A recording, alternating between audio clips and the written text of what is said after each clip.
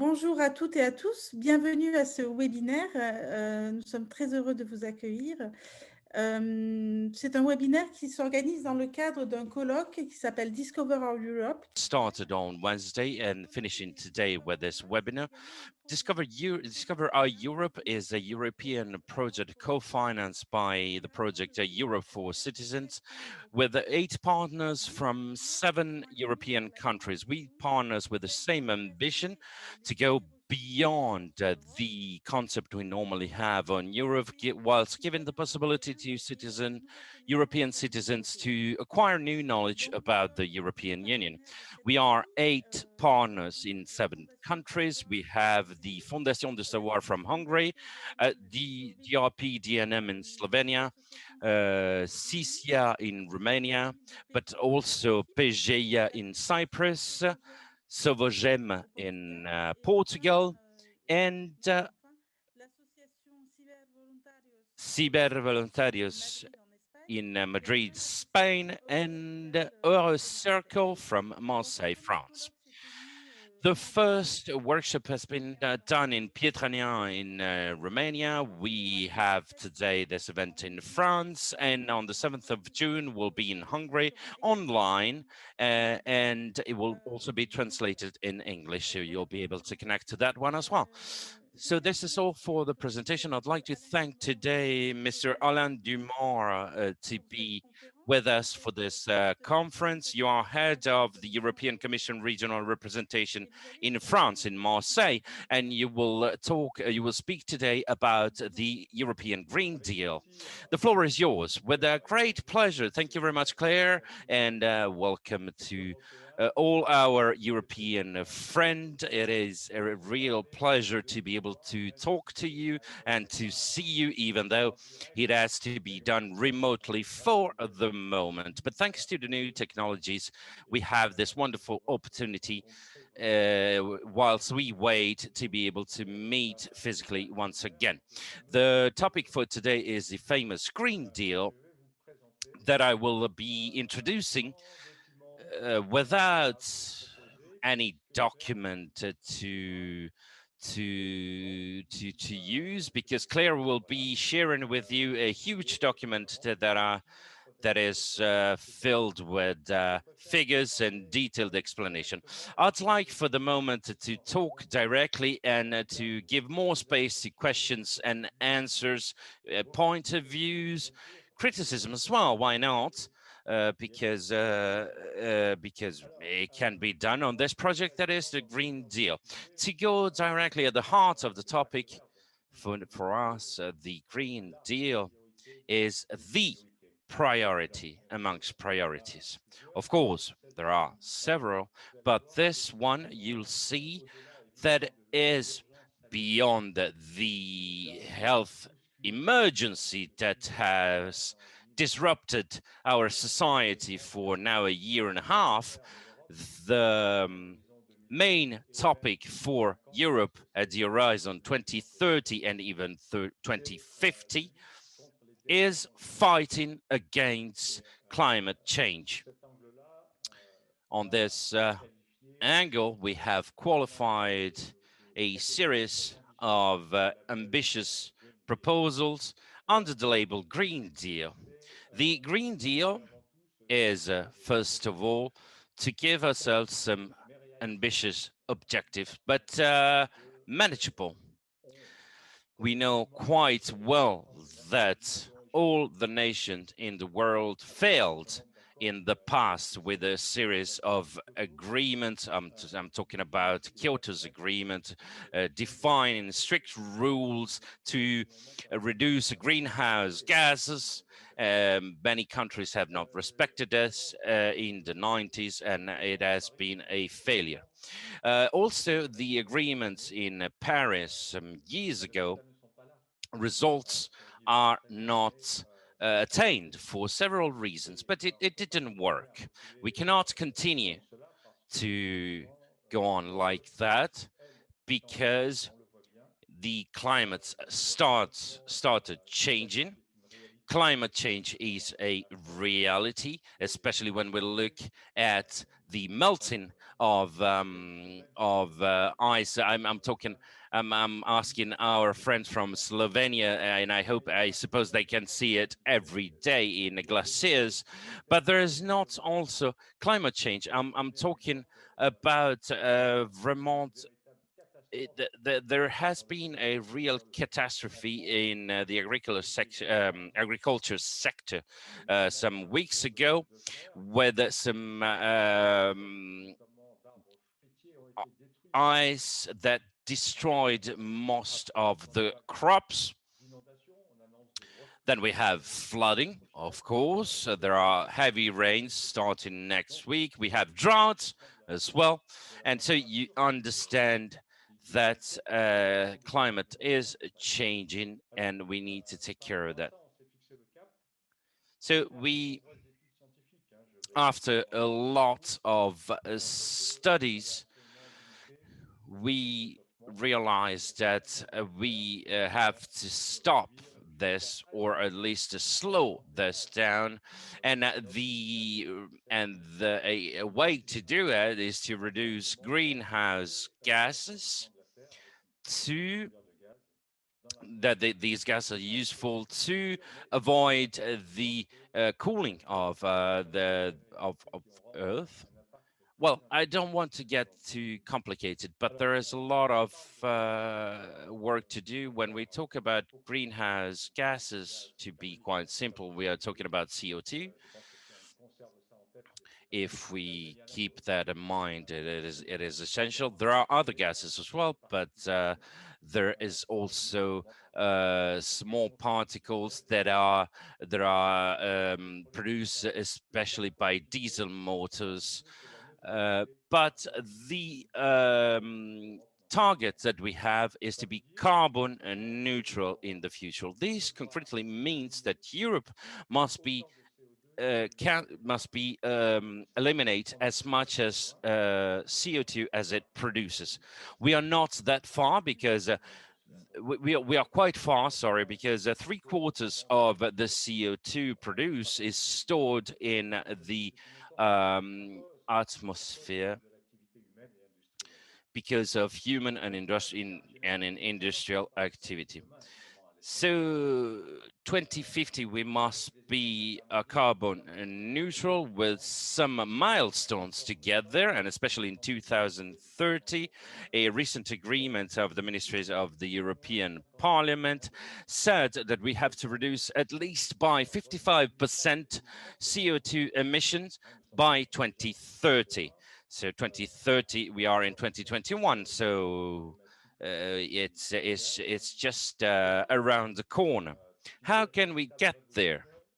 We are talking about a real revolution that needs to be carried out, needs to be done, and the means that have to be implemented. The risk would be to set ourselves some targets that are not attainable, and we will have a problem with that. We will have a credibility problem towards the citizen, saying that Europe promises things that makes promises, sorry, that cannot be fulfilled. And at that point, we won't be able to do it. And the second problem will be a real disruption of climate with the dramatic consequences, either on in several geographies. I'm talking about coastlines that will disappear, the melting of the ice, entire zones, entire islands in the Pacific that would disappear, submerged by the waters. So this is a reality.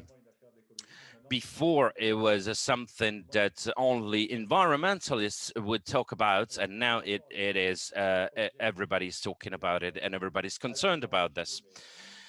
To get to this target, which is ambitious but in paramount, nevertheless, we need to have the means of our policy. And the first competence is legislation. We have seen in the past several examples that if there is no laws implemented, agreements tend not to be respected. We cannot rely simply on the good faith of companies, enterprises, and so on and so forth, because, as I said previously, this transition must be done through really deep changes in our society, in our way of doing things. So the states have to support this.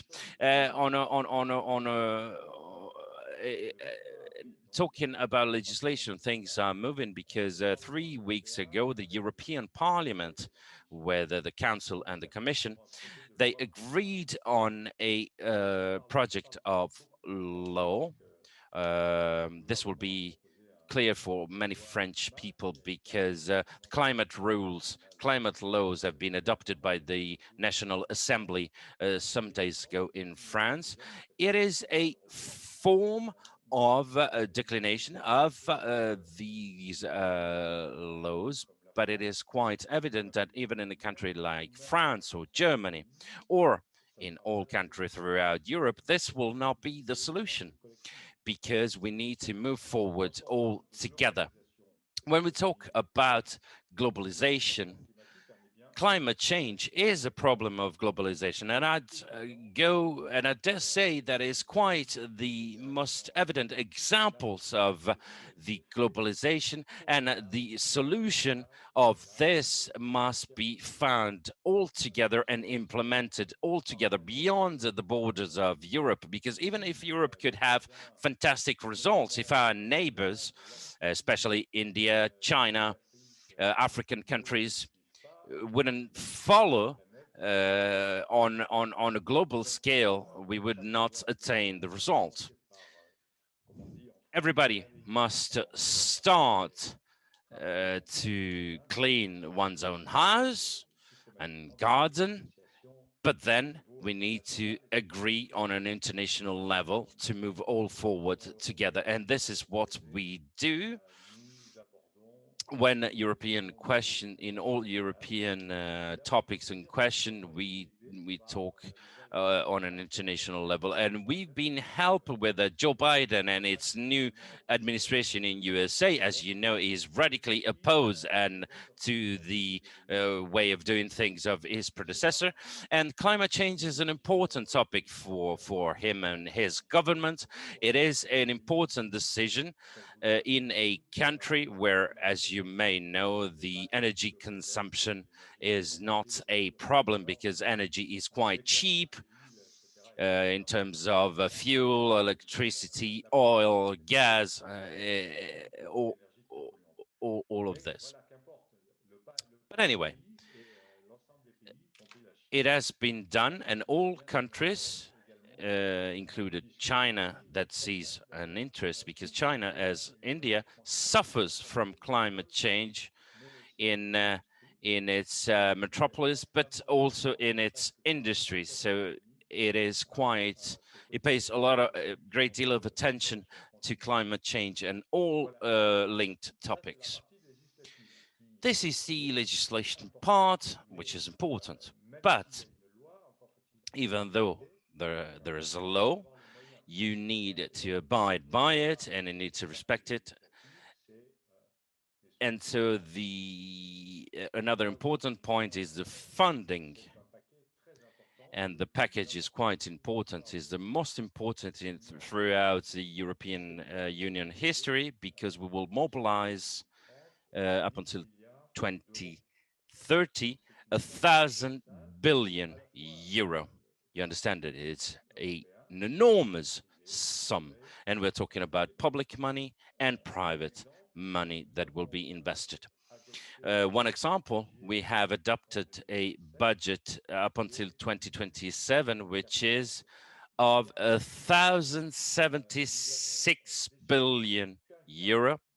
We have decided that a quarter of this budget, 270 billion, would be used solely for the fight to climate change. There is a second chapter in this multi-annual strategy, is the relaunch plan.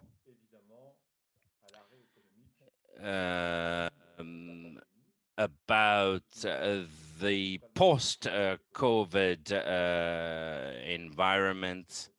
As you know, pandemic has struck deeply into the economy of all those states, and we are looking into solution to relaunch economy after several economical failures and furloughs and so on and so forth. The plan is 750 billion euro, quite important, and this will be used over 3 years, not on 7 years like the European budget. 30% of this 750 billion will be focused and used solely against climate change. So public money, as you can say, if we add these two figures, it becomes quite important. We have more than half of the 1,000 billion that I talked about coming from European money. To that, we'll have to add national funding. I will talk about the examples that I know best. The French example, the relaunch plan for France, it's 100 billion. On these 100 billion, 40 billion come from European fund. Within this, France has decided that more than 35% of these would go towards the climatic transition, environmental transition. So that all is to say that it's really a serious matter because we have a framework of laws which will be quite strict to reduce the greenhouse gases. But then, we need a lot of money in order to do this. So where is this money going to go to? If we look at where problems come from in terms of greenhouse gas, there are two main problem. The first one is transport. When I'm saying that the first one, I'm not saying that is the most important in terms of volume, but it's the first because it's the most complex to manage, because we are all, you, me, everybody, we are all producers of these gases. We pollute, which is not the case of a great industry that can pollute a lot, but we know that if we convert this industry, the problem is quite easily solved. When I say easily, of course, I'm talking in respect to transport, because in transport you have thousands and thousands of stakeholders. And so the conversion of the transport sector, which uses thermal and fossil energy, cannot be done in a day or with a magic wand. So there is a lot of work to do, and this work will be to organize the end of thermal propulsion, thermal motors, and you see that yes, well, why not? Why not? This is already happening. As I'm sure that in your countries you see a lot of examples of advertisements of electric motors and cars and so on and so forth. But it will not be that simple, because all European citizens do not have the means to buy, even if we are talking in 5 to 10 years, to sell their car and buy an electric car. So of course we'll need to support them. I'm talking, as you might know, many cities will become more strict in terms of using thermal motors in the main cities. So these kind of vehicles will be forbidden to circulate into the cities, and people will be under obligation to change their car. But when you have a normal revenue, you are not in a position to change your vehicle and to buy an electric one, because they are quite expensive. So we need to support people to change, to go through this change. I'll give an example. A car, an electric car goes over 20,000 euro. Even if the state gives you 5,000, you have to spend 15,000 euro. So is not easy for everybody. And we need to find socially acceptable objectives. And in France, in particular, we always have a problem of social acceptance of measures to be implemented. For instance, taxes that have led to demonstration in France, and so on and so forth. It is an example. Then another example,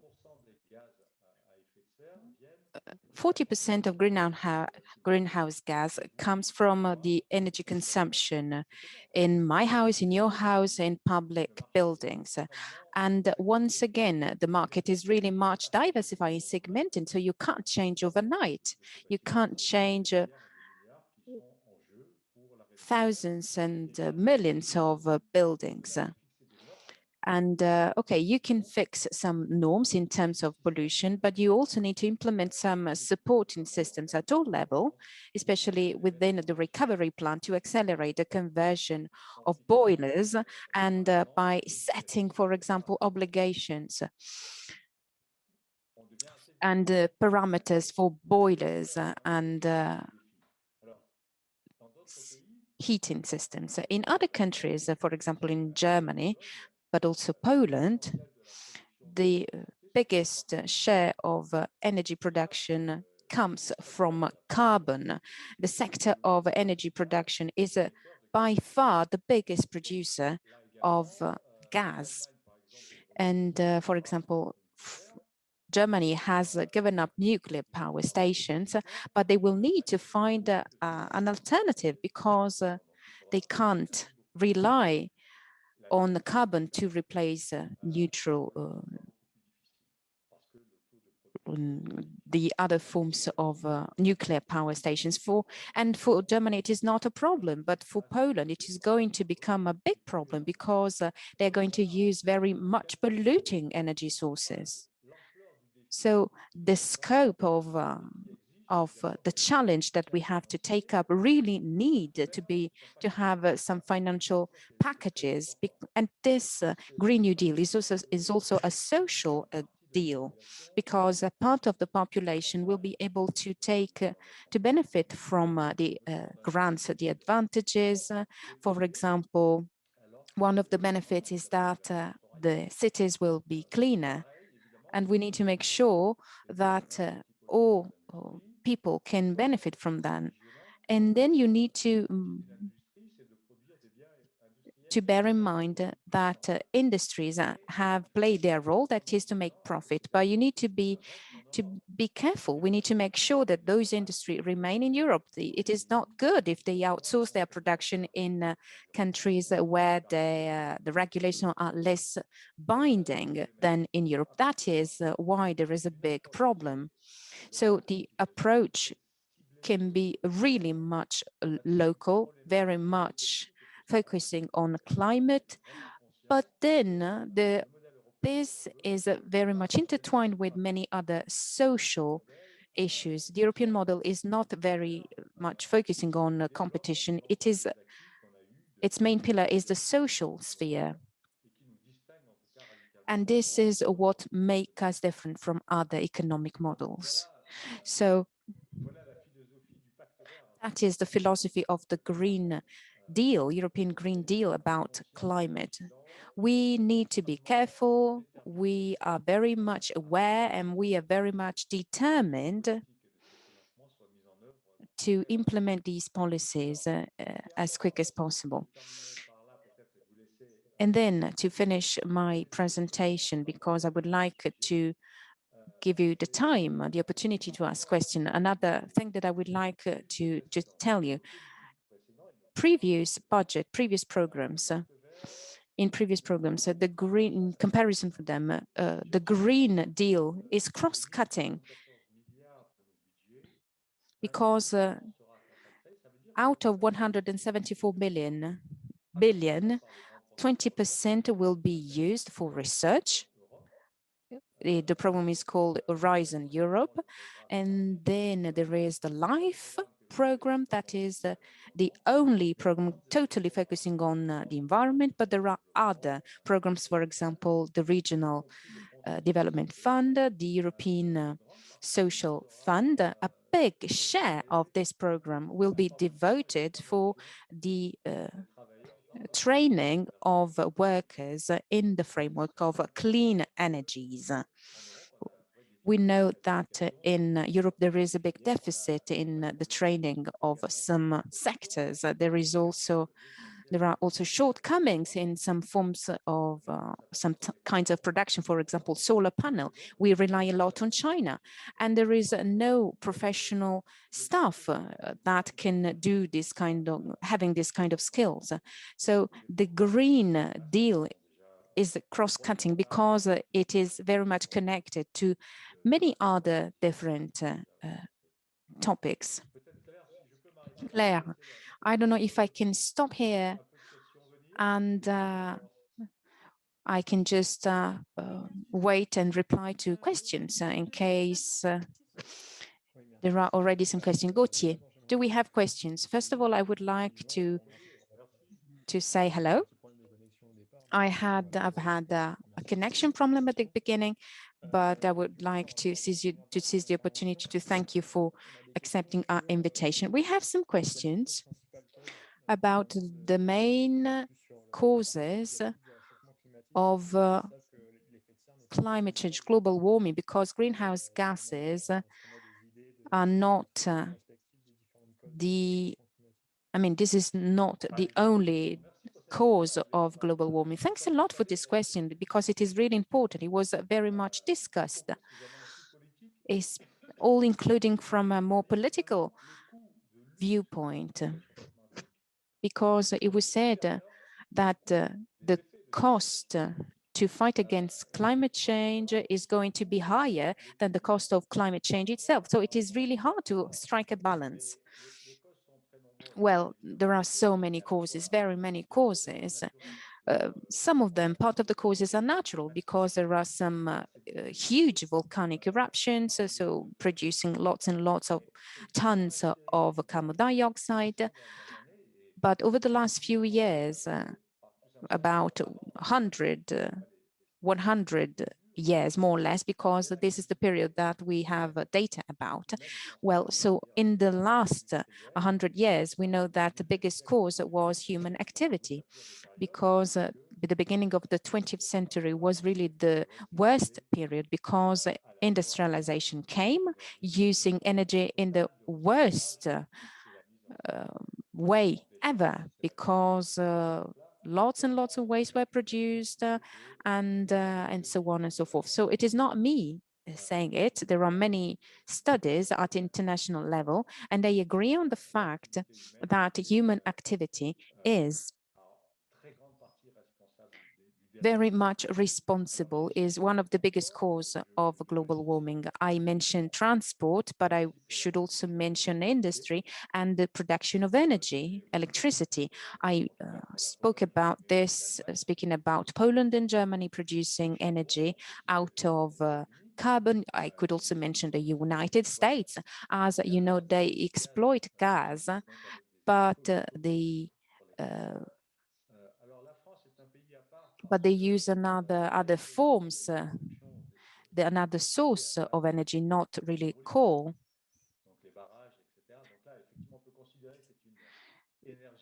So there are some other sources of energy. We can call them white forms of energy, for example, dams. And then there is the nuclear program. Of course, that would be another kettle of fish. We should speak about another problem, because nuclear power doesn't produce so many greenhouse gases, but it creates other problems that should be solved in the next years, because there are lots and lots of nuclear waste, and we do not know exactly how to deal with that nuclear waste. Then, of course, there are some green energy sources, but the development plan is problematic. Technically, it is feasible, but the problem lies in the fact that we do not know exactly how to develop these production centers. When we speak about renewable energy sources, there is quite a lot of decentralization, because this problem is not, we do not have this problem for coal, for oil, while for green energy sources, there is a complete decentralized production. And then there is another problem connected with wind power. Wind power is becoming very, very much efficient. In Europe is going to become the leader in this sector.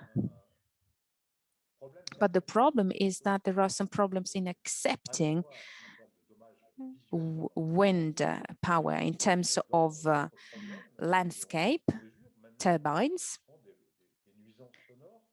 and also because of the noise produced by those turbines.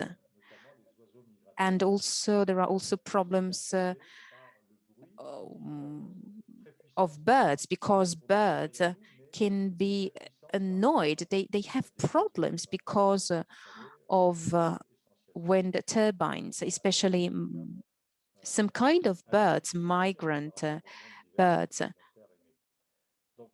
that can be bothered by the noise produced by wind power. And then there is sun power, solar power, but you need to cover a lot big surfaces. It is a big problem. You know that electronuclear power stations are becoming older and older, and in France there is a big debate about that. Should we renew our electronuclear power stations? Germany decided to give up. France has decided to extend the life of electronuclear power stations, and this could also entail some risks. Citizens are a bit hesitant vis-a-vis nuclear power stations. So there should be a discussion about that, because there is no silver bullet. Many different factors should be taken into consideration. I spoke about transport because I think that it is most passionating field, and it is the most relevant for us, because each and every one of us can be a part of the solution to this problem. Well, first of all, one of the solutions is to use the bike, to go by bike, but it really depends on where you live. I think that as a strategic axe or pillar for us as Europeans is to help to finance alternative means of transport to individual private car. For example, tramways. Some tramways lines should be financed. In France, there are 27 metropolis, out of which 19 received European funds to invest in tramways.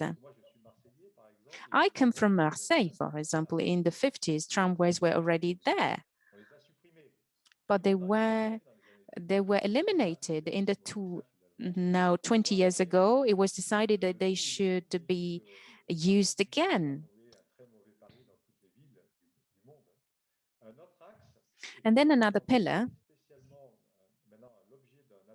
that is connected to a call for proposal that is open now in France is about bike lanes creation. So we do not want to have dirty cars in center, but what are the alternatives to that?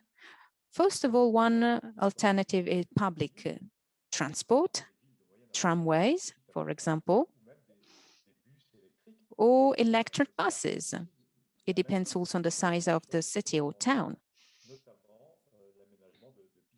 But then another solution is to create bike lanes.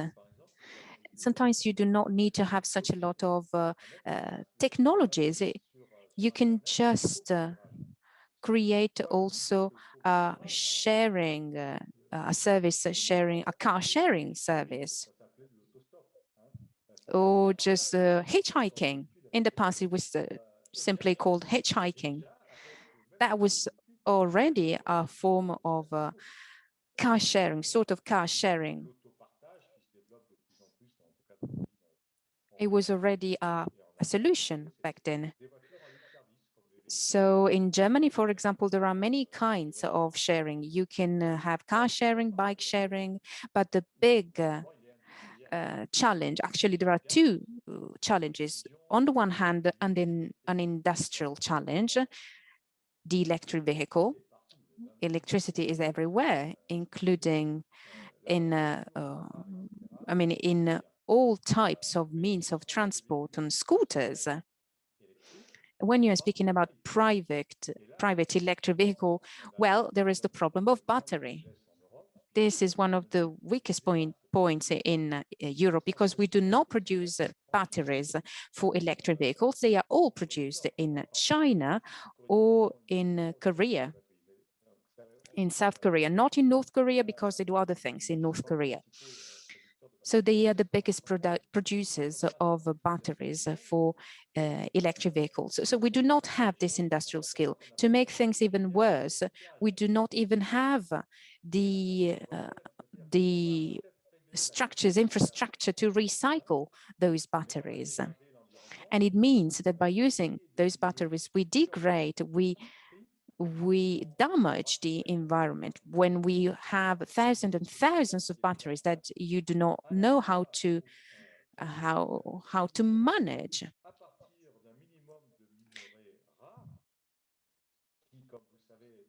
You know that those batteries are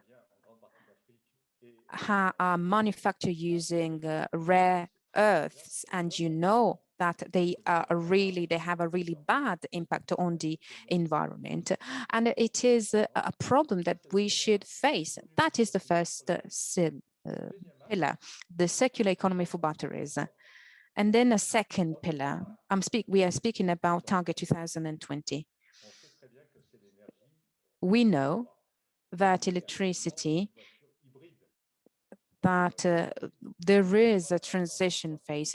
At the moment, a hybrid car doesn't make a lot of sense, because it means that you have two problems. For example, now there is quite a lot of debate about hydrogen. There are some trains that are fueled by hydrogen, but this hydrogen is almost totally dirty because it comes from fossil fuels. And it means that we didn't solve the problem. The problem is not solved, because if you produce hydrogen and you damage the environment, the impact is negative overall. So it means that we need to find a way to produce hydrogen using only clean energy sources. It means that we need to create an alliance, a partnership among the different industries to relaunch this energy for the future that is sustainable and might be good for the environment.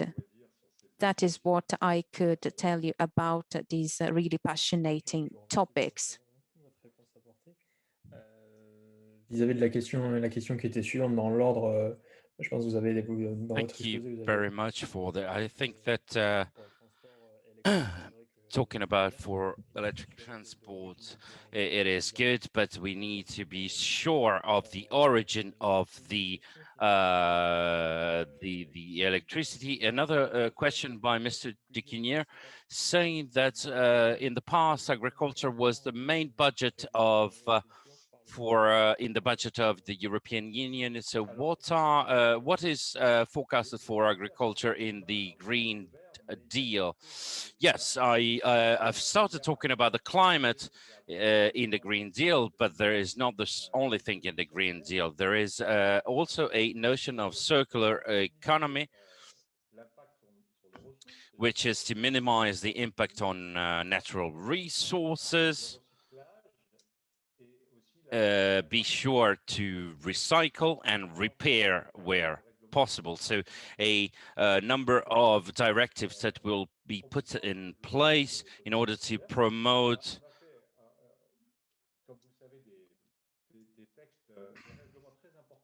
we have carried out intensive tests in order to reduce, for instance, plastic. Talking about, for instance, plastic straws, plastic single-use element that show that these are 80% of the waste that we found in landfills and that are and they finish in the sea in the end. So this is the second pillar, which is fundamental. And thank you very much for the question. Really interesting question. A strong pillar of the Green Deal is called From Farm to Fork, to change, to disrupt the older process and developed an alimentary production and consumption which is more respectful for the people and the environment. For the environment means to reduce the use of pesticides. We will need to find alternative ways, and we are most of the time talking about glyphosate, which is quite cheap and used a lot. And there is a massive support that we want to give to organic agriculture, which, as you know, do not use pesticide and implements alternative ways of production. This, of course, will say that we'll need to compensate financially what is lost for the farmers when they transition from traditional agriculture to an organic one. For a farmer, that means in between 20 to 30% less of yield of their crop, with a higher cost of the work, a higher mechanization in a sector where most farmers gain less than €1,000 per month underneath the minimum salary, minimum wage, at least for France. So the CAP, which is an important part of the European budget, even though it has been diminished, it has been decreased quite a lot since the creation of the European Union. The agriculture budget still is a third of the total budget, but it is directly impacted by the Green Deal because we have increased significantly the funding for farmers working in organic. We try to fund the transition. And of course, when we are talking about funding, we do not want to have funds that intervene 4 years after the transition. We need to help farmers whilst they operate this transition with several measures to support them and to support rural development, because we need to organize around the new parameters in the respect of the landscape, the biodiversity, and the environment.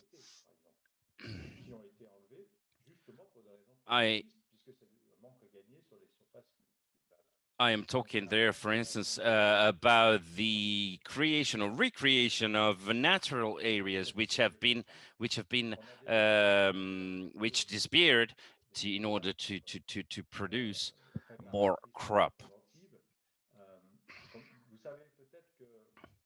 As you may know, it is really expensive and quite rare for a farmer to have an insurance against climate risks. Less than a third of agriculture worker have this kind of coverage of protection. Now, I talked previously about the catastrophe that happened in France recently, and many of our farmers are not insured. Why are they not insured? Because insurance are too expensive. Because it also, to be insured, also required a reference period, a period without any kind of environmental catastrophe. But this is not possible nowadays, because each year we have a catastrophe, and each year farmers have to find new ways. You've seen maybe pictures of farmers lighting fires in between the vineyards to avoid the ice. This year, I've heard of farmers hiring helicopters to air their crop. So we have to push farmers on the one hand to equip themselves to transition to organic agriculture, but at the same time we have to support them for measures like insurance, because this will become an important criteria in the future. But if the market stays as it is, there will be less and less farmers that will be insured, because it is a vicious circle that insurance are really expensive, and there are a lot of catastrophe each year. So this is more or less the trend, but agriculture is still one of the main pillars in Europe. As I said, a third of the total budget, and still increasing year after year. And a lot of measures to conversion, a lot more of elasticity in the criteria to receive the funding. We want to simplify it further, especially with some advanced measures on funds that it was difficult to have, because any farmer, they just want to carry on working and create quality produce. So sometimes they need an advance and just to start, or after a difficult moment, and that will give them the means to continue to work. I think that as you all know, the CAP is quite paramount, because seven farmers on 10 use it. So without it, there's no viable agriculture. But that's the same in the States, for instance. That's exactly the same case in the States, without all the environmental consideration we have in Europe for the moment. Thank you very much for this explanation. Let's have an international question coming from Slovenia, saying, how does the EU plan to convince the companies and countries that do not wish to comply with the new Green Deal? It's a really good question. There are several measures. Either we can oblige them, we can make it compulsory. There are criteria on the market that either implements that either means that produce is forbidden to access a certain market, or it's more expensive. There is a difference in between Europe and countries outside Europe. We want in Europe to create a tax for a border tax for carbon. To avoid environmental dumping, and it's called, which means that since Europeans have high production constraints, we will start importing produce coming from India, coming from China. They do not have the same framework for environmental protection, thus they have cheaper products. But this is not just, this is not fair. So the principle of the European Union will be to create a tax on the outside border of Europe for all produce going over a certain threshold of carbon print. This is quite complicated because we need to know how to measure all this, of course, especially in terms of investment. That's why we carried out a lot of work on a European level on taxes in order to define what do we mean when we say a green investment, what is green, what is not, and how do we measure it? With, of course, precise measures to assess what a less polluting energy is, because we all agree that coal is the most polluting source of energy, but there is also fuel, there are others, and there is then a gas. Gas is less polluting than all the others, but it's not a green energy, not a totally renewable energy. It is still a fossil energy.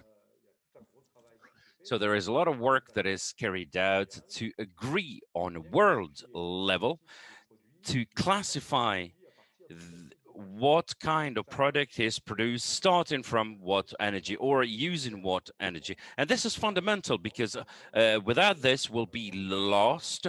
There is a trend, we say that in English is greenwashing.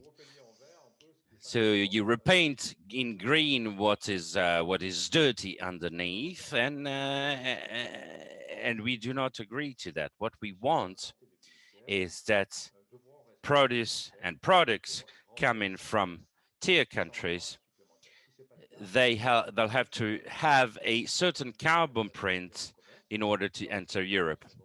Either they won't be able to enter and they will be forbidden for consumption. But I'm not talking about that. I'm talking about intermediary product, and these intermediary products will be taxed because their carbon print is too heavy, and they will be more expensive on the market. Therefore, that is a problem in the European Union because, as you know, we have a common market, we have no borders. So the main measure that we implement are measures of support and to accompany the companies. As you know, there is a fund allowing for a transition to greener, cleaner energy with about 20 billion euro for this transition. It's called the Fair Transition Fund. We are talking about 20 billion of European money. France will receive 1 billion, which also means that France do not need that much of an effort, or at least less than other countries. In the south of France, for instance, we have several centers that work in the transition of a central, which is in Gardanne, that is still using coal. What does that mean? That we'll have to convince the industry to use other energy sources instead of coal. So when you are outside Europe, you'll be taxed, and when you are inside Europe, you are supported for an energy transition. You understand from there that it's better to be in Europe than outside. Yes, I have a question on following up on this. How do we do for products that are not produced in Europe and they are not green? we cannot tax products that we do not produce because we need them. No, we will tax them. We will implement this carbon tax that can go up to 10, 20, 30% of the value of the merchandise, as any kind of border tax. It is a fight because we've we've often attacked, saying this is protectionism. And it's not, because a product coming from China, India, or wherever, if it's clean, it will enter Europe without any kind of tax.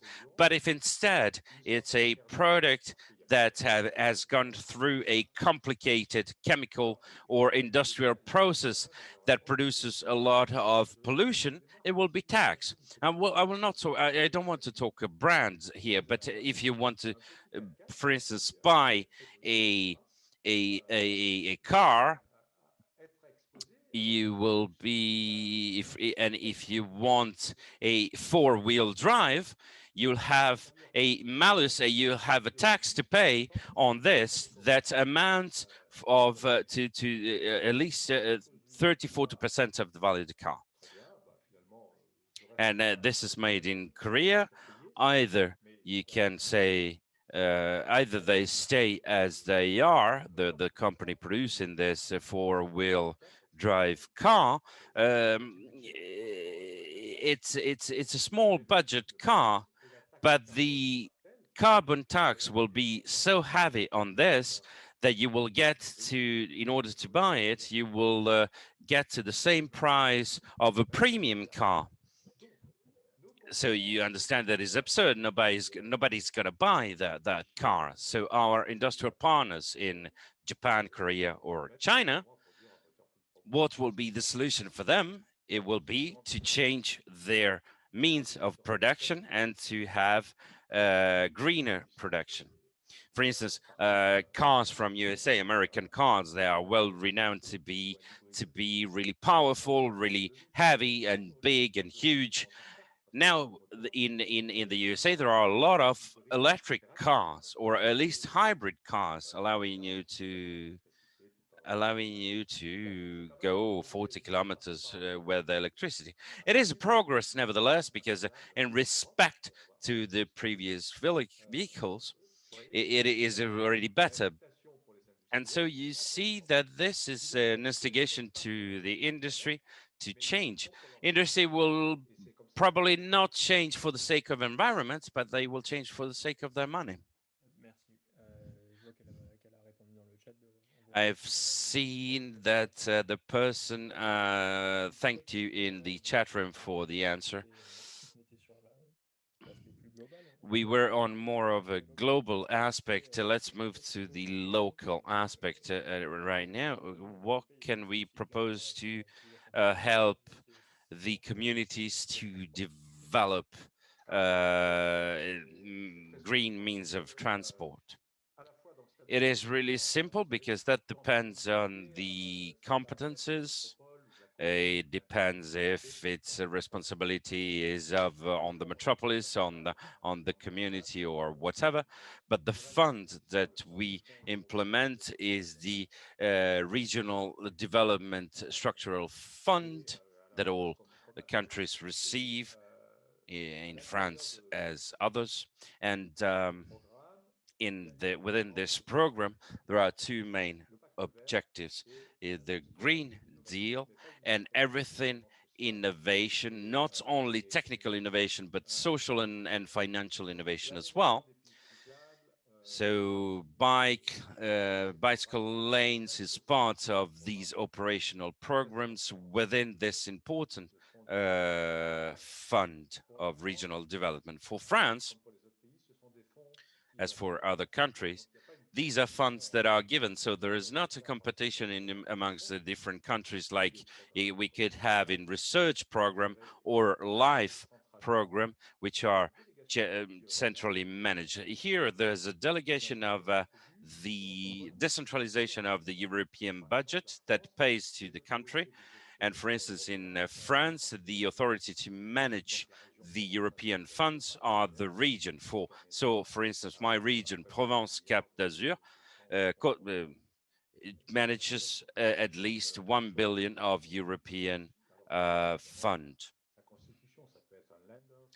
It can be a lender for Germany. It can be a region, a town, a city, whatever. There's a there is different choices. But for instance, in following the several objectives that are decided together with the European Union, there's a tender because it's European money, so it must be, it must comply to the strategic targets and objectives of the European Union. But then it's managed and implemented by the region. For instance, bicycle lanes, tramways, and so on and so forth are organized by the region. I'm thinking, for instance, for France, to regions in the Caribbean, in our ancient colonies like Reunion Island or Mayotte Island. There is a problem for everything that is digital. For instance, we need to install fiber optics and so on and so forth. So that will be the priority for them. In the mainland, in the continent, these solutions have already been implemented, so digital is not that much of a problem. So we will focus more on bicycle lanes, alternative mobility, and so on and so forth. Pour la réponse. Thanks a lot for your reply. I am going to switch the topic. Let's speak about agriculture again. We've talked about a smart grid, local production. How is it possible to create a local organization to have the energy mix with the support of the EU? It might seem paradoxical, but speaking about circularity, circular economy, this is exactly what we would like to develop. And this will be done in different ways. I've already spoken about grants, financial support. I have mentioned, for example, the European Regional Development Fund, the ERDF, for bike lanes, for example. But then there is agricultural common policy, and this is very much connected with direct grants for agriculturals. Then there is the European Regional Development Fund that is connected to the rural area. The aim is to create, to give farmers the opportunity to sell directly, to support local areas, and to support organic farming. For example, also shared gardens in rural areas, but also in cities, roof gardens. This is what Europe does to support development in agriculture. So these pillars already exist.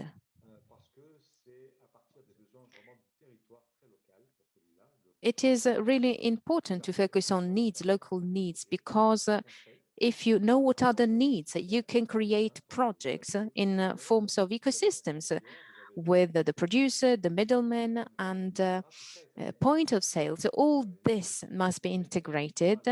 And as a result, the farmer and farmers can have a better living because they have less middlemen, and they can have access to consumers, and consumers also take benefit because they can buy from local producers in in their own region, and they can buy organic food. So this is a really important progress from social and economic point of view that is going to support organic farming. We can see that it is everywhere. Organic farming is really everywhere.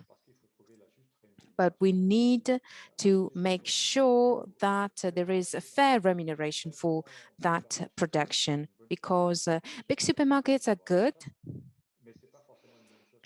but it is perhaps not really the best solution, the best outlet for producers, because they can't get a fair remuneration. So it is a good idea to have organic food that is affordable for everyone, but it is also important that farmers can sell their products directly without a middleman. There is nothing new, because in the past there were things called markets, but in some cases, the producer would not be there personally. There are also cooperatives, a long tradition of cooperatives. And I think that this is the model that we should support with grants.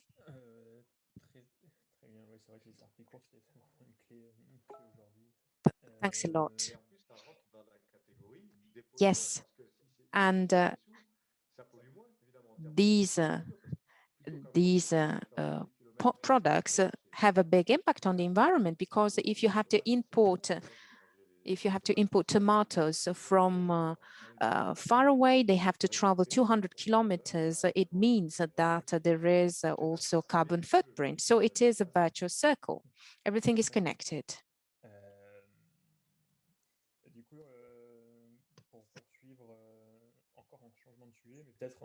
Okay, we are going to change topic again. I think it is going to be the last question, because we have such a lot of, we almost finished our time.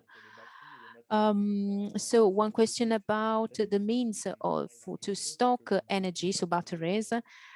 They pollute a lot, because in order to produce those batteries, you use metals that are really much polluting. For example, also rare earths, sorry, that need to be important. How can you make sure that they are recycled?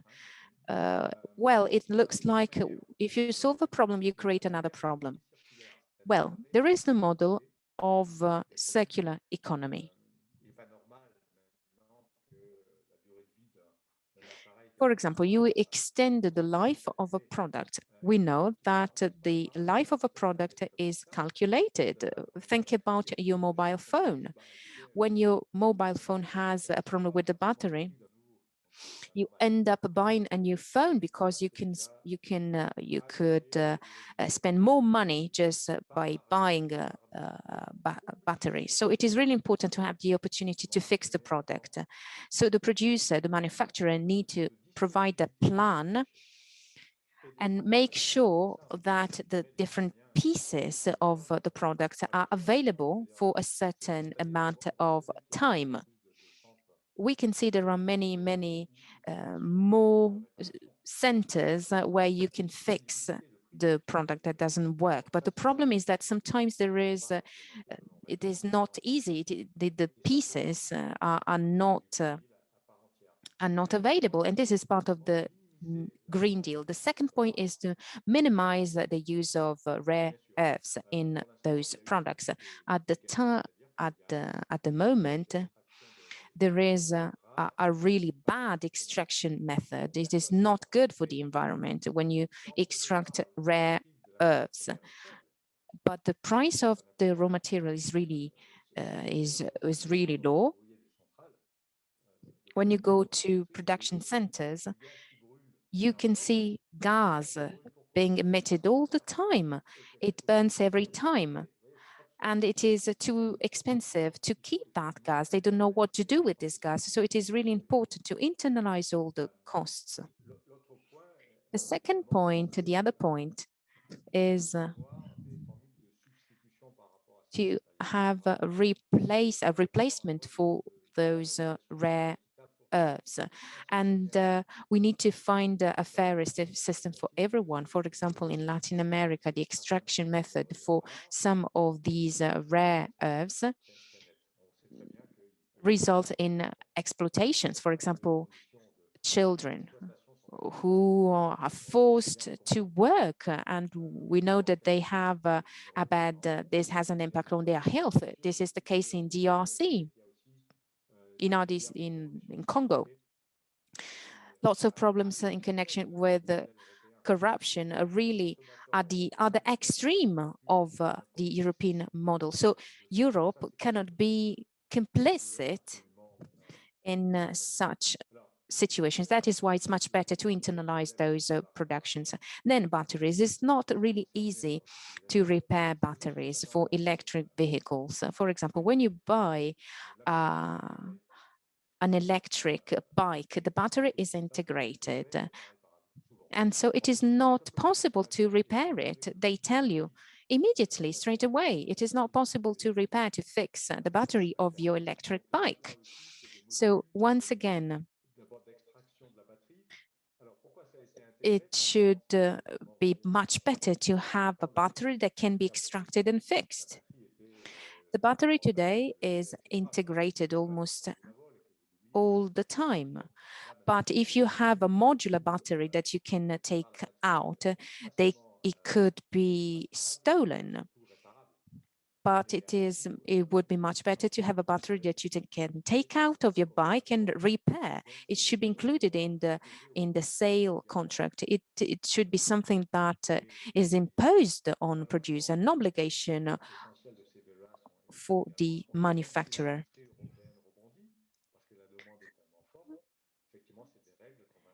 These rules should be imposed. These rules should be obligations, even if the industries are hesitant, are reluctant. So I think that a solution should be found to make sure that manufacturers produce bikes that can be repaired, whose batteries can be repaired. Thanks a lot. I think that is the end of the presentation and of our event. Thanks a lot for answering all our questions. I could spend hours discussing these topics. Thanks a lot on my behalf, and thanks a lot on behalf of everyone. And the floor to Claire now. Thanks a lot, Mr. Dumort, for accepting our invitation. Thanks a lot to all participants for taking part to this event. This is the final event of our program Discover Our Europe. We've been discussing for 3 days in English and French. Thanks a lot for being part of this event that should have been held in presence, but because of COVID, this was not possible, but we managed to hold it anyway. I'll see you again on the 7th of June in Hungary, because there will be another conference. Stay tuned, because I will keep you posted. If you want to have the presentation of Mr. Dumort, please write us an email. The document presented at the beginning. So I am going to write in the chat the email. Please, if you want to have the presentation, write us an email and we'll send it to you. I'm typing it right now. Here it is. Okay, so if you send us an email, we'll be able to send you the presentation. Thanks a lot again, and I wish you a wonderful evening, and I'll see you again in Hungary to speak about Europe again. Thanks a lot. Bye-bye. Bye-bye.